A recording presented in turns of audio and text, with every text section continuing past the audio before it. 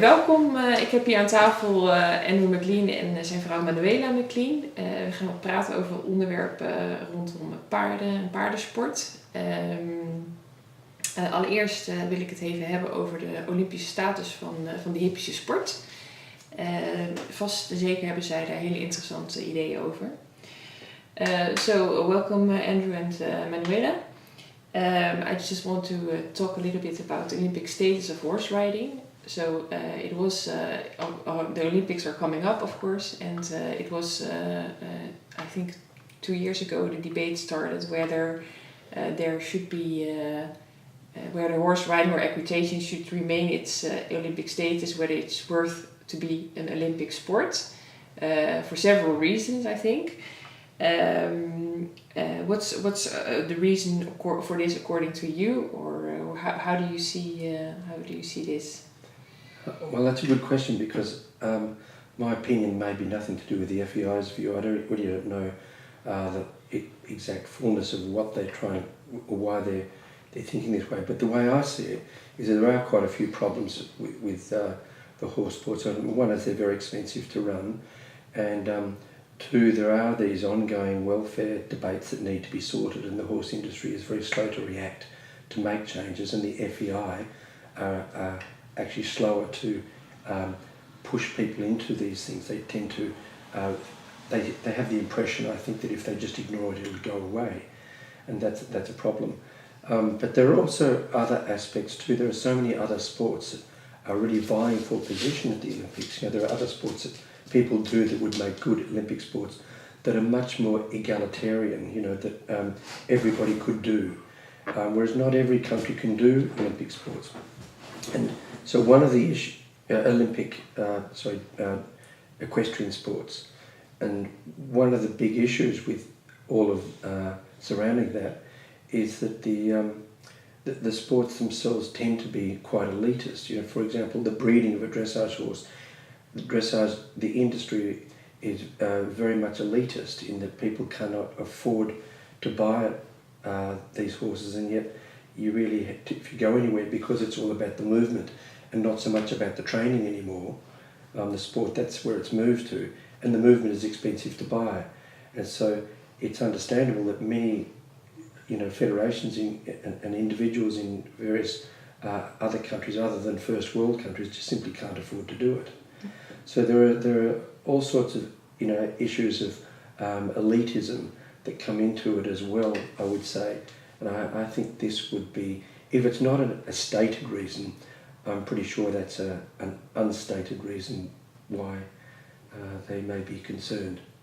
So, and there was also, for instance, in dressage, it's quite difficult for the broader audience to assess whether somebody did well.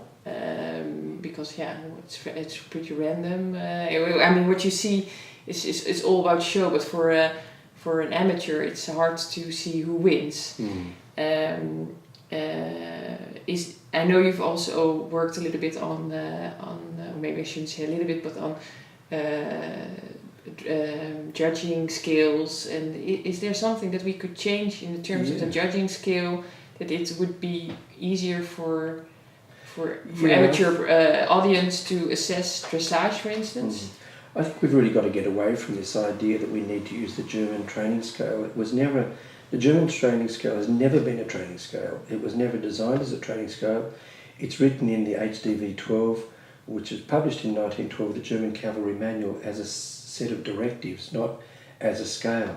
So to me, if you're going to judge a sport like gymnastics or figure skating or dressage, you then need to know the shaping of that behaviour, where this particular performance went wrong, where they fell down, so that they can go back and improve it.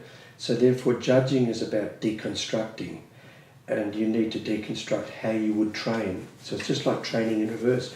You're looking at it saying, you're at this level and you can't go past that level till you fix it.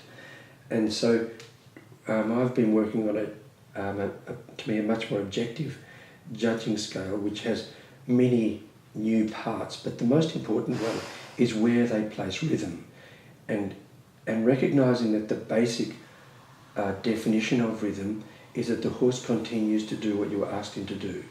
That's the most basic thing. And therefore we have to ask ourselves, when we look at a dressage test, is when we see this particular horse, is he trained to do what, is he doing what he's trained to do? And that's where the Überstreichen comes in to show it. So we need to really prioritise and privilege rhythm, and we don't do that. It's much more in the back burners. And I think that the way straightness is placed on the training scale much further down after impulsion, that can't work either, because there's no way a horse could be impulsive if he's crooked. So straightness is actually, and this is what the biomechanical studies show very clearly, that straightness is very, very interdependent with rhythm, because all the animals like horses are lateralized, so one diagonal pair pushes stronger than another diagonal pair, that swings him a little bit sideways, and he can't have a proper rhythm until he's straight. So rhythm and straightness must be next to each other. I think if we did that and had a much clearer scale, the audience would be able to understand it, the riders would be able to understand it, and even the horses might get it to some extent, and therefore you would have a much fairer sport. And within the exercises shown, should those also be changed, because then it would be more about training instead of eccentric movement, maybe. But no, I think the actual what they do in dressage is fantastic, and I think the original intention of the way they set up these tests is brilliant. It's genius. That, you know, in the low levels you're just testing all the basic responses of stop and go and keeping the rhythm, and then as you go up you start to do more lateral work and more complicated lateral work, where horses now move towards the direction of their flexion and bend, half pass, pirouette. That, I think it makes enormous sense where it's going. I don't see that that would ever need to change, but I just think the judging of it is the problem, and we need to educate judges better with the new system. This system that I've developed is now being incorporated into the North American Western Dressage Association, and they're showing great success. The surveys they've done of riders as well as judges show that they get to understand it really quickly, they really embrace it. The slowest people to embrace it are the judges who've been judging for longer than 6 years, because of course they've got old habits and they think they know it, and therefore they believe more in their intuition of what they see. But there's far too much variation, and now that we're moving into these half marks anyway, we need to have a much more precise we do one. that in the Netherlands. So I don't know, what do you think? Yeah, they did do a survey on people's perception of the judging, and there are problems because they think it's way too subjective. You can't really tell, you can't see where it is. But again, your tests of self-carriage could go a long way to showing, okay, here you are, you're doing it on your own. And the audience can really see it, the judges can really see it, and then it's good for the horse as well. Do you also see that this is the, for instance, the test and the way we judge is the gateway towards improving equitation in general? So if we want to improve equitation in 10 years, for instance, we should start with the way we test people or riders? Absolutely, and it can't be done overnight, so it's got to be a long-term thing. You've got to change people's ideas of how they judge. So they're actually going to judge how you would normally train a horse, not from the outcomes. Because where do you hope to see equitation in, for instance, 10 years? Well, I start with that one? You do. I have a really quite a clear view about this myself, that I think it's not so much what I hope to see, this is what we will see by 2025. We'll have people will have the option of riding with a bitless bridle if they want to in it, because there's every evidence that they're safe. And if people can prove that they have trained the horse to Grand Prix, it's possible. We've got to get away from this ridiculous myth about the curb bit, where riders pretend and they keep everyone at bay, and in the dark by saying it's something really special. It's not at all special, it's just a lever action that gives you more possibilities to make the horse rounder when he doesn't want to in certain movements. And so if people can actually do this in a snaffle, that's great. So I think we would see loose nose bands or no nose bands. We would see snaffle or bitless bridles.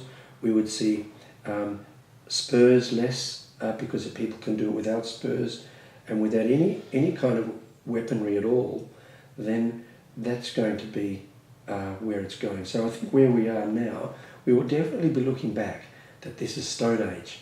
This is really primitive. But of course now we celebrate it because we cannot see the future. But the future will definitely be different. And if we don't, we'll lose the sport. Yeah, okay, so if we don't, because it's very optimistic, and I like to believe that in 10 years equitation is more friendly, but it will be. We're in the debates, for example, in Australia and Britain, but particularly in Australia about the whip in racing. Already we've seen big moves where you're able to hit the horse as much as you like to make him win. Now we're beginning to see that you can only hit the horse occasionally, so much less frequently, and now the whips are padded so they don't apparently hurt as much. But jockeys are now using the stem of the whip as well to hit the horse. So it's the racing industry are realising that we're slowly moving away, like Norway already has, where you can still race horses without the whip. But the fear in Australia is that, they won't race, but of course they will. You can train a horse to gallop if you're a good trainer. So I think what we'll end up seeing is in a different kind of person being at the forefront than we currently see now, where people are just very good at training in using positive reinforcement as well as negative reinforcement, using all the different strategies you have for training. That's where we'll see the future. I think the other thing too, which is maybe a little bit aside, but the safety aspect is one of the big things that people are seeing, is that there are so many accidents, not only ridden, but on the ground as well.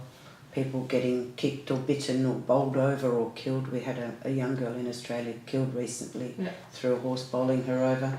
There are so many accidents eventing with riders dying or having really serious injuries. We have to look at the training to make it that a horse is a safer animal to be around. This was our original idea with equitation science, is to make equitation science itself not a method.